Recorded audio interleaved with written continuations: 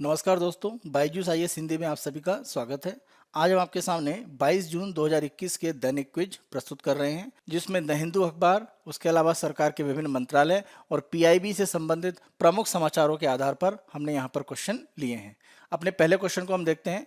निम्नलिखित कथनों पर विचार कीजिए। भारत सरकार द्वारा स्थापित परिसीमन आयोग के आदेशों को किसी भी न्यायालय में चुनौती नहीं दी जा सकती है। तो आप ध्यान रखें, परिसीमन आयोग के द्वारा जो भी सिफारिशें की जाती हैं उसको कहीं चुनौती नहीं दी जा सकती हैं और ये सरकार के द्वारा पूर्णतः स्वीकार की जाती हैं। पहला पॉइंट आपका सही है। दूसरा, जम्मू और कश्मीर की लोकसभा सीटों का परिसीमन भारतीय संविधान द्वारा शासित है, लेकिन विधानसभा सीटों का परिसीमन जम्मू और कश्मीर लोक प्रतिनिधित्व अधिनियम 1957 द्वारा शासित है। आप ध्यान रखें, जम्मू कश्मीर की अगर हम बात करें तो 2019 में जो विशेष दर्जा था वो समाप्त कर दिया गया। विशेष दर्जा जब तक था जम्मू कश्मीर का, तब तक अगर हम बात करें तो जम्मू कश्मीर में जो विधानसभा सीटों का परिसीमन है वो 1957 का जम्मू कश्मीर लोक प्रतिनिधित्व अधिनियम के आधार पर किया जाता था। लेकिन विशेष व्यवस्था समाप्त होने के बाद जम्मू कश्मीर और लद्दाख दो केंद्र शासित प्रदेश बनने के बाद जम्मू कश्मीर में, क्योंकि विधानसभा की व्यवस्था रखी गई है जैसा कि दिल्ली और पुडुचेरी में भी है, तो जम्मू और कश्मीर में जो परिसीमन होगा वह भारतीय संविधान के दायरे में किया जाएगा। जम्मू कश्मीर के विशेष प्रावधान के संबंधित व्यवस्था को समाप्त करने के बाद जम्मू कश्मीर में परिसीमन की व्यवस्था के लिए एक आयोग का गठन किया गया 6 मार्च 2020 को, जिसके अध्यक्ष सुप्रीम कोर्ट की पूर्व न्यायाधीश रंजना प्रकाश देसाई हैं। अब कोविड-19 के कारण बहुत अधिक कार्य इसका नहीं हो पाया, इसीलिए 4 मार्च 2021 को इसका कार्य विस्तार 1 वर्ष के लिए कर दिया गया है। तो आप ध्यान रखें, नई स्थितियों में अब ये जो आयोग है उसके द्वारा परिसीमन की जो व्यवस्था है वो जम्मू कश्मीर के लिए की जाएगी। तो यहाँ पर दूसरा पॉइंट आपका गलत है, पहला सही है, तो आंसर आपका ए केवल एक सही है। यहाँ पर हमने ये क्वेश्चन इसलिए लिया है क्योंकि जम्मू कश्मीर के परिसीमन के संबंध में जो चर्चा है वो एक तरह से दी गई है। दूसरा क्वेश्चन हम देखते हैं। निम्नलिखित कथनों में से कौन सा या कौन से सही है? विज्ञान और प्रौद्योगिकी मंत्रालय के तहत कार्य करने वाली जेनेटिक इंजीनियरिंग मूल्यांकन समिति आनुवंशिक रूप से संशोधित बीजों को पर्यावरण में मुक्त करने के वैज्ञानिक लाभों का परीक्षण करती है। दूसरा पॉइंट हम देखते हैं। बीटी कपास एकमात्र आनुवंशिक रूप से संशोधित फसल है जिसे व्यावसायिक खेती के लिए मंजूरी दी गई है। आप ध्यान रखें, किसी भी तरह की जेनेटिक इंजीनियरिंग के द्वारा, यानी जिसे हम जेनेटिकली मॉडिफाइड फसलें कहते हैं, उनके संबंध में कोई भी मान लीजिए मंजूरी होती है और भारत में उसको लागू करना है, तो ये मंजूरी देने के लिए जो संस्था है वो उत्तरदायी है जीएसी, यानी जेनेटिक इंजीनियरिंग मूल्यांकन समिति, जेनेटिक इंजीनियरिंग अप्रेजल कमेटी। ये ध्यान रखें कि भारत सरकार के वन, पर्यावरण और जलवायु परिवर्तन जो मंत्रालय है उसके अधीन कार्य करता है, न कि विज्ञान और प्रौद्योगिकी मंत्रालय के अधीन। तो ये पहला पॉइंट यहाँ आपका गलत है। भारत में आप ध्यान रखें, आनुवंशिक रूप से संशोधित यानी जेनेटिकली मॉडिफाइड फसलों की जब हम बात करते हैं तो बीटी कॉटन यानी कपास की ये जो फसल है अभी प्रमुख रूप से उपयोग की जाती है और लगभग आप देखें 19 वर्षों से भारत में इसका उपयोग किया जा रहा है। अन्य फसलों के संबंध में भी अनुसंधान जरूर हुए हैं, लेकिन व्यावसायिक खेती के रूप में अभी मंजूरी नहीं है। तो दूसरा पॉइंट यहाँ आपका सही है, पहला गलत है, इसीलिए आपका आंसर है बी, केवल 2 सही है। यहाँ पर आप ध्यान रखें कि हमने ये क्वेश्चन इसलिए लिया है क्योंकि बीटी कॉटन का जो उपयोग किया गया है उसके अनुसंधान में लाभ बड़े पैमाने पर देखे जा रहे हैं। आज से 19 वर्ष पहले जब इसे शुरुआत किया गया था तो इसकी हानि या इसका पर्यावरण को जो नुकसान है उसके संबंध में काफ़ी विवाद था, लेकिन वर्तमान में आंकड़े, खासतौर से अगर हम पंजाब की बात करें तो वहाँ पर एक तरह से कपास का जो उत्पादन है उसमें एक बड़ी वृद्धि हुई है और किसानों को काफ़ी लाभ हुआ है। बीटी कॉटन की अगर हम पंजाब में उपयोग की बात करें तो इसे 2005 से एक तरह से प्रारंभ किया गया। अपने तीसरे क्वेश्चन पर आते हैं।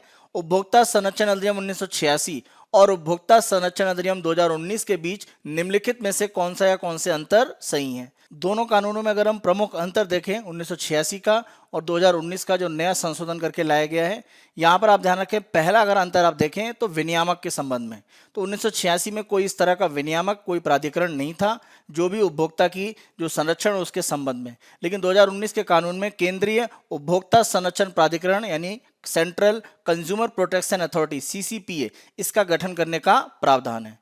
दूसरा अगर हम देखें कि जो भी एक तरह से कंप्लेन है, यानी मान लीजिए उपभोक्ता को किसी भी तरह की शिकायत करनी है तो जहां पर उसका सामान का विक्रेता है उस एड्रेस के अनुसार वहां पर एक तरह से वो अपनी शिकायत दर्ज कर सकता था, अगर हम 1986 की बात करें। यहाँ पर अब व्यवस्था ये कर दी गई है कि जहां से आपने सामान लिया है उस जगह पर जो भी उपभोक्ता अदालत है वहां तो आप कर ही सकते हैं। इसी के साथ साथ जहां पर आपका निवास स्थल है, यानी जहां उपभोक्ता रहता है, वहां पर भी किसी भी तरह की उपभोक्ता के संबंध में जो अदालतें हैं वहां पर भी वो केस फाइल कर सकता है। तीसरा, अगर हम देखें किसी भी तरह का उत्पाद से मान लीजिए आपको कोई हानि हुई है, तो पुराने जो कानून है उनके अनुसार अगर आप कोई मुआवजा लेना चाहते हैं तो आप उपभोक्ता अदालत से नहीं ले सकते हैं। उसके लिए आपको सामान्य न्याय की जो प्रक्रिया है उसमें जाना पड़ेगा, यानी हाई कोर्ट में आप जा सकते हैं या जिला अदालत में या किसी भी तरह की अदालत की प्रक्रिया में आप जा सकते हैं, लेकिन उपभोक्ता अदालतें इसके लिए कार्य नहीं करती थी। लेकिन नई जो व्यवस्था है उसमें किसी भी तरह की हानि का जो मुआवजा है उसके लिए उपभोक्ता अदालतों का प्रयोग कर सकता है और वहां से वो सुविधाएं ले सकता है। जहां तक हम बात करें कि अलग अलग जो भी एक तरह से उपभोक्ता संरक्षण के लिए लिमिट है कि किसी भी तरह के केस हैं, तो एक लिमिट दी गई है कि कहां तक के केस जिला स्तर पर, राज्य स्तर पर या केंद्र स्तर पर जा सकते हैं। तो ध्यान रखें, लिमिट बदल दी गई है। अगर हम पहले देखें तो जिला स्तर के लिए 20 लाख की लिमिट थी, अब बढ़ाकर इसे 1 करोड़ तक के जो केस हैं वो जिला स्तर पर ही जो उपभोक्ता संरक्षण की संस्थाएं हैं वो हल करेंगी। अगर हम राज्य स्तर पर देखें तो 20 लाख से 1 करोड़ की लिमिट थी, अब राज्य स्तर पर जो लिमिट है वो 1 करोड़ से 10 करोड़ तक के लिए हो गई है। और जहां तक राष्ट्रीय स्तर की बात करें तो पहले के कानून में 1 करोड़ से ऊपर था, अब 10 करोड़ से ऊपर। नए कानून के अनुसार ई कॉमर्स के प्लेटफॉर्म जो सीधे वस्तुओं को बेच रहे हैं उनको भी नए उपभोक्ता संरक्षण कानून के अंतर्गत ला दिया गया है।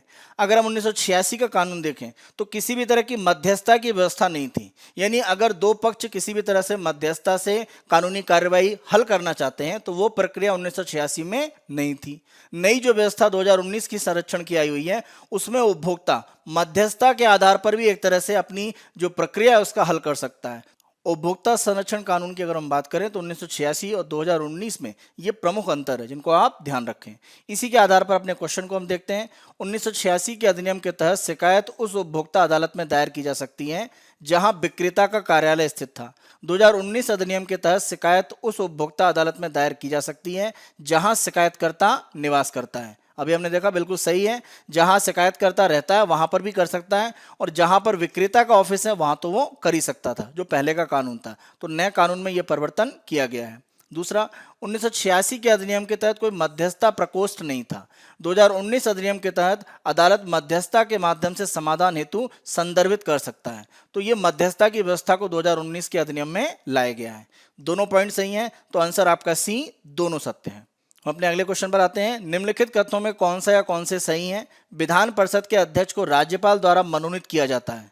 ध्यान रखें, विधान परिषद के जो अध्यक्ष हैं वो विधान परिषद के जो सदस्य हैं उन्हीं के द्वारा एक तरह से चुने जाते हैं, न कि राज्यपाल के द्वारा सीधे तौर पर मनोनीत किया जाता है। तो पहला पॉइंट यहाँ आपका गलत है। दूसरा पॉइंट हम देखते हैं, राज्य विधान परिषद का सदस्य बनने के लिए एक व्यक्ति की आयु कम से कम 25 वर्ष होनी चाहिए। यहाँ पर आप ध्यान रखें, न्यूनतम जो आयु है वो 30 वर्ष है, 25 वर्ष नहीं है, इसीलिए दूसरा पॉइंट भी गलत है। तीसरा, विधान परिषद के सदस्य का कार्यकाल 6 वर्ष का होता है। ध्यान रखें, 6 वर्ष के कार्यकाल के लिए जो एमएलसी है उनको चुना जाता है। जहां तक इनके चुने जाने की अगर हम बात करें तो 1/3 जो सदस्य हैं विधानसभा के सदस्यों द्वारा विधान परिषद के लिए चुने जाते हैं। दूसरे 1/3 सदस्यों का जो चुनाव है वो स्थानीय निकाय के द्वारा किया जाता है। 1/12 सदस्यों का जो चुनाव है वो स्नातक एक तरह से करते हैं। 1/12 ही सदस्यों का चुनाव अध्यापकों के द्वारा किया जाता है और 1/6 जो सदस्य हैं उनको राज्यपाल के द्वारा मनोनीत किया जाता है। और आप ध्यान रखें कि वर्तमान में भारत में अगर हम देखें तो बिहार, महाराष्ट्र, कर्नाटक, उत्तर प्रदेश, आंध्र प्रदेश और तेलंगाना में विधान परिषद की व्यवस्था है। यानी सभी राज्यों में जहां विधानसभा है वहां पर विधान परिषद हो ऐसा जरूरी नहीं है। अभी भारत में 6 राज्य हैं जहां पर विधान परिषद की व्यवस्था है। इस आधार पर अगर हम देखें तो पहला दूसरा गलत है, केवल तीसरा सही है। तो आंसर आपका सी, केवल 3 सही है। यहाँ पर यह क्वेश्चन हमने इसलिए लिया है क्योंकि आंध्र प्रदेश में अगर हम विधान परिषद के सदस्यों की बात करें, राज्यपाल के कोटे से जो 1/6 सदस्यों को मनोनीत किया जाता है वो प्रक्रिया आंध्र प्रदेश की विधान परिषद के लिए की गई है, इसीलिए इस प्रश्न को हमने पूछा है। डेली क्विज के अपने दूसरे भाग में हम विगत वर्षों में यूपीएससी के द्वारा पूछे गए प्रश्न आपके लिए लाते हैं। यहाँ पर हमने 2016 में पूछे गए प्रश्न को आपके लिए चुना है। आईएनएस अस्त्र धारणी का जिसका हाल ही में समाचारों में उल्लेख हुआ था, निम्नलिखित में से कौन सा सर्वोत्तम वर्णन है? तो ध्यान रखें, टारपीडो प्रमोचन और पुनर्प्राप्ति जलयान है। तो ये एक तरह का वेसल है, समुद्री जहाज है जिसका भारत में स्वयं रूप में विकास किया गया। जिससे टारपीडो को छोड़ा जा सके और उसकी पुनर्प्राप्ति भी एक तरह से की जा सके। तो आंसर यहाँ पर आपका है सी। डेली क्विज के अपने तीसरे भाग में आज के हम प्रमुख तथ्य की चर्चा करें तो हमने राष्ट्रीय खाद्य सुरक्षा अधिनियम के संबंध में चर्चा की है। राष्ट्रीय खाद्य सुरक्षा अधिनियम की अगर हम बात करें तो 2013 के इस कानून के माध्यम से खाद्य सुरक्षा को एक कानूनी दर्जा दे दिया गया। इस कानून के माध्यम से सरकार की तरफ से व्यवस्था यह है कि ग्रामीण आबादी में 75% आबादी और शहरी क्षेत्र में 50% जो आबादी है उसको रियायती दरों पर खाद्यान्न उपलब्ध कराए जाएं। यानी बाजार से कम कीमत पर एक तरह से सब्सिडी के माध्यम से खाद्यान्न उपलब्ध कराए जाएं। यहाँ पर अगर हम प्रमुख खाद्यान्नों के मूल्य देखें तो 3-to-1 का नियम आप ध्यान रखें। चावल की अगर हम बात करें 3 रुपए प्रति किलो, गेहूं 2 रुपए प्रति किलो और मोटा अनाज 1 रुपए प्रति किलो के अनुसार इस अधिनियम के अंतर्गत लोगों को वितरित किया जाता है। यहाँ पर आप ध्यान रखें राष्ट्रीय खाद्य सुरक्षा अधिनियम में राज्य, केंद्र शासित प्रदेश और केंद्र सरकार ये संयुक्त रूप से एक तरह से कार्य करते हैं और उनके द्वारा मिलकर एक तरह से पूरी कार्यवाही संचालित की जाती है। केंद्र की तरफ से अगर हम देखें तो राज्य और केंद्र शासित प्रदेशों को आवश्यक जो खाद्यान्न है उनका आवंटन केंद्र सरकार के द्वारा किया जाता है। इस योजना में सरकारी खरीद का जो भी खाद्यान्न एफसीआई के गोडाउन में रहता है वहां से खाद्यान्न को जो भी राशन की दुकानें हैं जिनको फेयर प्राइस शॉप कहा जाता है वहां तक एक तरह से जो राशन है उसे पहुंचाने का जो परिवहन है वो व्यवस्था केंद्र सरकार के द्वारा प्रमुख रूप से की जाती है। राज्य और केंद्र शासित प्रदेशों की अगर हम बात करें तो उनके प्रमुख कार्य हैं जो भी पात्र परिवार है उनकी पहचान करना, यानी किनको इसमें मदद दी जानी है, राशन कार्ड जारी करना, उचित मूल्य की दुकानें यानी फेयर प्राइस शॉप या राशन की दुकानें जिन्हें आप कहते हैं उनके माध्यम से पात्र परिवारों को खाद्यान्न पात्रता का वितरण करना, उचित मूल्य की दुकानों के लिए लाइसेंस जारी करना, दुकान के डीलर और उनकी निगरानी करना कि जो भी खाद्यान्न है वो समय पर वितरित हो रहा है या नहीं हो रहा है, या जो आवंटन है वो पूरा लोगों को जारी किया जा रहा है या नहीं जारी किया जा रहा है, ये निगरानी भी राज्य करते हैं। सार्वजनिक वितरण प्रणाली के संबंध में अगर किसी भी तरह की कोई कंप्लेन है, कोई शिकायत है तो उसकी जांच के लिए भी एक प्रभावी शिकायत निवारण तंत्र है, ये राज्य के द्वारा ही स्थापित किया जाता है।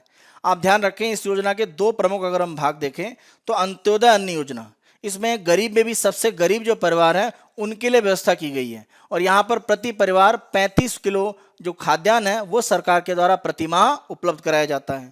प्राथमिकता वाले परिवार की अगर हम बात करें तो ये प्रायोरिटी हाउस होल्ड कहलाते हैं और ये प्रति व्यक्ति प्रति माह 5 किलो एक तरह से अनाज प्राप्त करते हैं और प्रमुख रूप से जो लक्षित सार्वजनिक वितरण प्रणाली है उसके अंतर्गत ये व्यवस्था की जाती है। राष्ट्रीय खाद्य सुरक्षा अधिनियम में आप ध्यान रखें कि राज्यों में जो कवरेज है इस योजना का वो कितना होगा इसका निर्धारण नीति आयोग के द्वारा किया जाता है। ध्यान रखें इसके पहले योजना आयोग था तो वो करता था।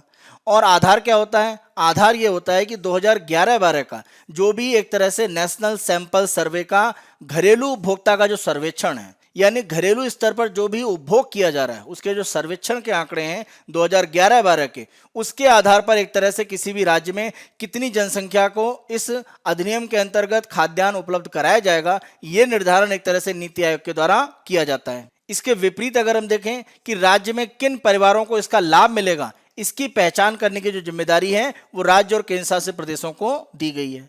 आप ध्यान रखें इसी योजना में भारत सरकार की तरफ से गर्भवती महिलाओं की बात करें या स्तनपान कराने वाली महिलाओं की बात करें या 6 से 14 वर्ष की आयु के जो बच्चे हैं उनके पोषण की बात करें उसके संबंध में भी एक तरह से खाद्यान्न सहायता दी जाती है। तो इस अधिनियम के माध्यम से खाद्य सुरक्षा को एक कानूनी दर्जा है भारत सरकार के द्वारा दिया गया है और माना जाता है कि भारत में कुल आबादी का लगभग जो 2/3 है वो इस कानून के माध्यम से वर्तमान में लाभ ले रहा है।